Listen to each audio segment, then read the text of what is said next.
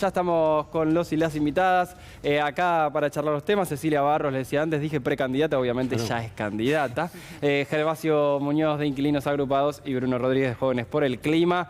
Pero vamos a charlar de todos los temas, ¿les parece bien? Estamos... Perfecto. Economía engloba todo, engloba desde dónde vivir, engloba obviamente el hambre, obviamente las preocupaciones más palpables de la economía, engloba el cambio climático. ¿Está bien o es medio raro decirlo esta semana? Estamos de acuerdo. Está bien, de hecho... Por ahora. ¿Cómo era esa frase? Es la economía, estúpido, ¿no? Es todo, claro, y todo es político, puede ser todo es economía también, ¿no? Un poco es lo que vamos a tratar de charlar hoy. Bueno, igual en cuanto a las novedades de esta semana, hubo como una agenda contrapuesta, o una discusión sobre si había una agenda contrapuesta, que estos días se terminó de saldar un poco al menos en la discusión pública. No sé qué piensan, no sé qué pensás, Gervasio, que vos tocás tanto el tema economía y tanto el tema específico de alquileres, ¿no? Sí, yo creo que quizás el resultado electoral activó algunas sensibilidades, algunos discursos que no aparecían mucho y una situación también social que está latente, que es crítica. Particularmente con lo que tiene que ver con vivienda, a mí me parece bastante sintomático que durante el primer tramo de la campaña la derecha fue muy contundente, yo diría en dos temas centrales para ellos, que es flexibilización laboral con la cuestión de indemnizaciones, y fueron también muy contundentes en el planteo de derogación de la ley de alquileres. Creo que ahí hay dos puntos que se tocan. No es casual que el Fondo Monetario tenga dos líneas también, que es flexibilización laboral y no regular el precio de los alquileres. En España regularon el precio de los alquileres y el Fondo Monetario después nos vamos a meter un poquito regular. más en eso. A mí me parece que ahí hay algo central. Me parece que el debate empieza después del resultado electoral a tener otro color. Y que no es casual entonces que nuevas agendas, algunas no tan nuevas, empiecen a tener otra voz. Cecilia, se estuvo hablando mucho de cómo en los barrios se tomó este tema de qué es lo que importa, ¿no? Desde las elecciones. ¿Vos cómo lo ves?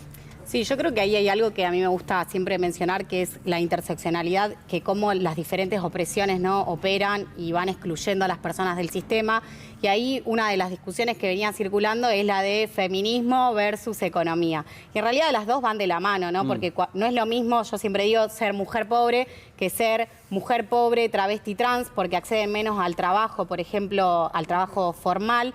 Pero también en los barrios populares existen experiencias de la economía popular llevada adelante por compañeras fundamentalmente mujeres, a las que las medidas económicas anunciadas en estos últimos días van a impactar directamente, porque muchas perciben el potenciar trabajo, porque también estamos avanzando en créditos no bancarios para el fortalecimiento de esas unidades productivas. Estamos también avanzando en crear un banco de maquinarias y herramientas para fortalecer esas experiencias, para mejorar el trabajo y avanzar en el mejoramiento del empleo. Pero bueno, este ejemplo concreto lo traigo porque realmente la situación económica se profundiza, la desigualdad se expresa en todo lo que es la población de mujeres, lesbianas, travestis, trans, no binarias. Entonces son discusiones que van de la mano, porque la misma mujer que hace un año no accedía al trabajo era la misma mujer que moría por un aborto clandestino. Claro. Entonces, claramente los avances en la conquista de derechos desde el feminismo son avances que impactan directamente en la vida de las mujeres, y por supuesto que nada tienen de contradictorio. Son las compañeras de los barrios populares las que muchas veces impulsan estas agendas porque las atraviesan directamente las necesidades. Bruno, en los jóvenes los datos, ahora vamos a repasar, Rosalía nos llenó el estudio de cifras, pero en los jóvenes con tanta precariedad laboral, con tanta falta de guita, ¿el tema es ese prioritario o hay lugar para otras discusiones? Hay múltiples agendas que afectan directamente a nuestra generación, y eso lo vimos con el avance de la campaña electoral, y creo que precisamente lo económico en ese sentido también se intersecciona con las agendas reivindicativas propias de los movimientos socioambientales que están empezando a surgir.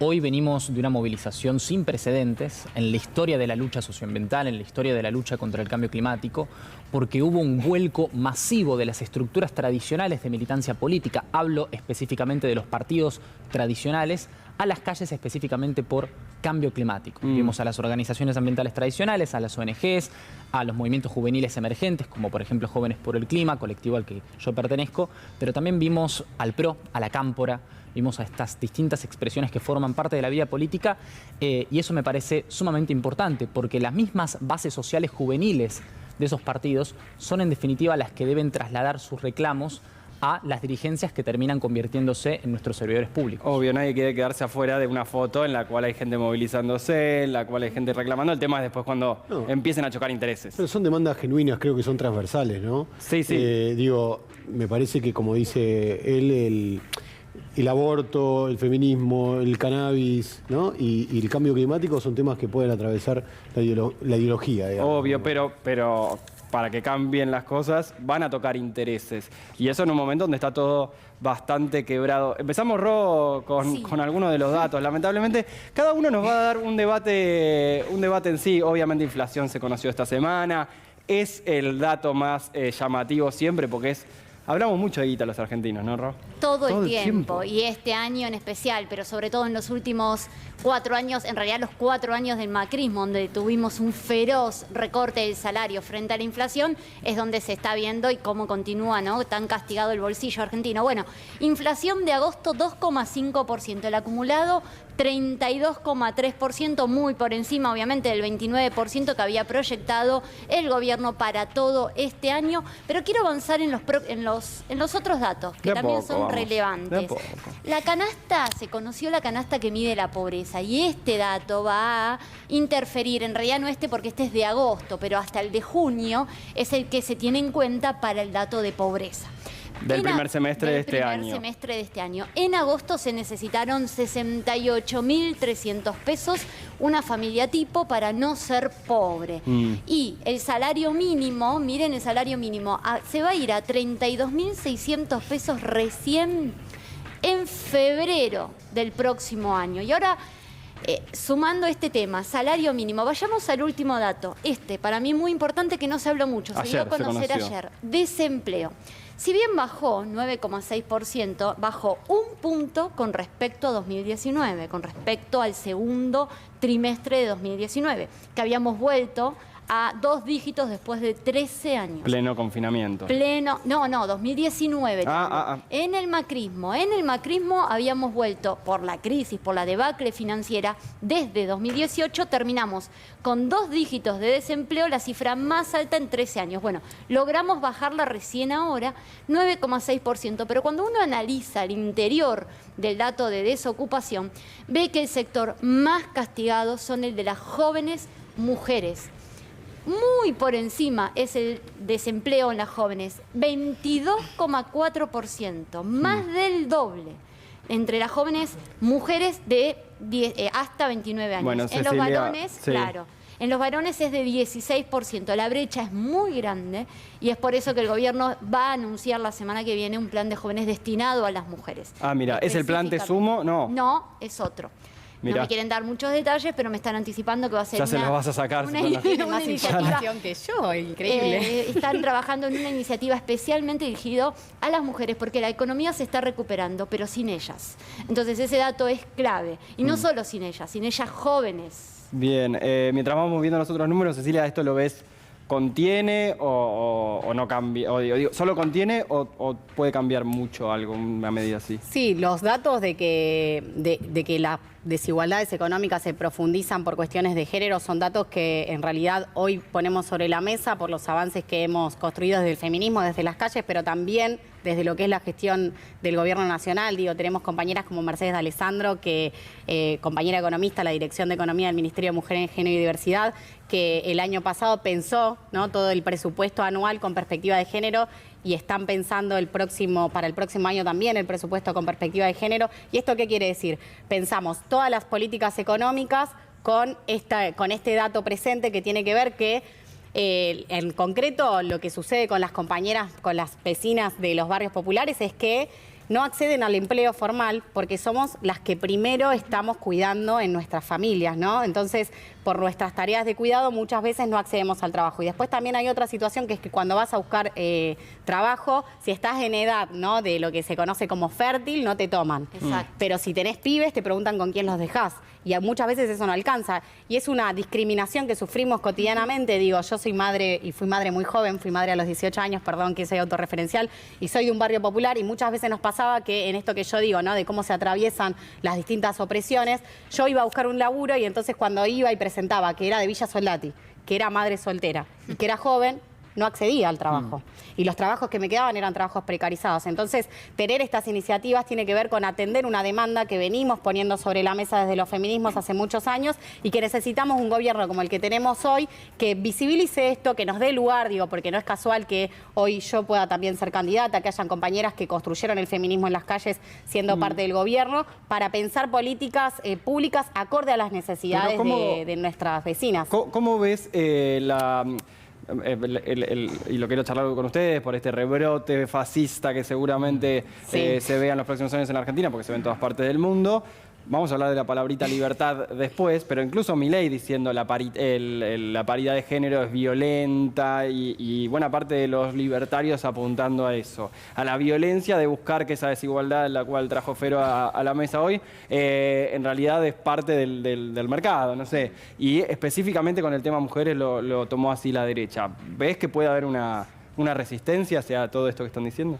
Resistencia siempre hay ante los avances. El tema es con cuánta firmeza nosotros y nosotras también sostenemos esas luchas. Y a mí me parece fundamental también involucrar a los pibes y a las pibas. Y me refiero también a los varones en estos debates. Digo, el otro día estaba leyendo el Instagram de Bruno y veía el enfoque con el que él da las discusiones que tiene que ver con la comunidad como protagonista, y me parece que la mejor manera de responderle a la derecha que usa el discurso de la libertad individual es respondiéndole con la solidaridad colectiva, porque entendemos que nadie se salva solo. Entonces,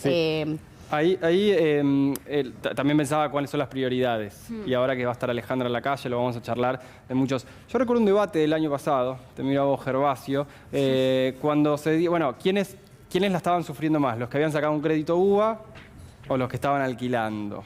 ¿No? Dos oprimidos por la pandemia y por el macrismo, digamos, claramente, me hace carita. En ese debate vos decías, bueno, los que más sufren son los que les toca alquilar. Para vos hay un momento así ahora donde está bien, todos están siendo golpeados por la pandemia, por lo que pasó, pero hay algunos que necesitan cierta urgencia. Yo no haría una competencia de quién sufre más, me parece que... No de ese lado, pero ¿cuál es la prioridad? ¿Quién se merece primero una medida? Lamentablemente se está terminando de discutir algo así. Sí, no sé si es una cuestión de merecimiento. Yo tengo una posición sobre la cuestión del crédito UBA, que es la que planteamos desde el primer día que Macri anunció el crédito UBA, que fue no tomen el crédito UBA porque es una estafa. Y además creo, un poco en línea con lo que planteaban ellos de la comunidad, creo que el acceso a la vivienda no puede ser un acceso individual, tiene que ser un acceso colectivo. Entonces, la verdad que yo no creo que la solución sea el crédito, no creo que la solución sea construir una vivienda a 70 kilómetros de la primera parada de colectivo. La verdad que yo no creo en eso. Yo lo que creo es que hay que regular un mercado. Recién mostraban línea de pobreza, 68.000 pesos, está calculado sobre familias propietarias. Exactamente, ¿sí? Porque no contempla el alquiler, porque si no sería algo así como 100.000 pesos la línea de pobreza para establecer algún tipo de media, pero más o menos estamos ahí. Yo creo que lo del crédito UBA fue una estafa. Creo que frente a la lógica cultural del sueño de la casa propia en términos individuales, hay gente que cayó en esa injustamente. Creo que hay que resolverlo también. Hay muchos que están vendiendo. Ahora, creo que el tema del alquiler no es un problema individual, es un problema colectivo. Me la hacen difícil porque si bien coincido, ustedes saben que coincido con lo que dicen los invitados. No me pongas en ese compromiso. No, pero... Aparte, no siempre. No, con lo que están diciendo, es como mucha gente va a decir, no, sí es un tema mío, yo no quiero vivir con otra gente, es un tema individual. No, yo no digo y también que vivamos en comunidad. Ya sé. Que igual eso se llama hacinamiento. Cuando hablamos de libertad, hablamos de libertad también, ¿no? Porque la derecha dice, libertad es esto. Sí, y también me parece que estas expresiones que avanzan en función de discursos reaccionarios no solamente son detractores de las conquistas sociales de las militancias emergentes y de los movimientos de masas, como lo es el movimiento de mujeres y disidencias, sino que particularmente, por ejemplo, en lo que refiere a cambio climático, esbozan posturas negacionistas. Y acá a mí me parece interesante calificar a estas figuras como Milei como gente alérgica a la evidencia empírica. Sí. Porque negar el cambio climático es directamente declararle la guerra a la ciencia climática.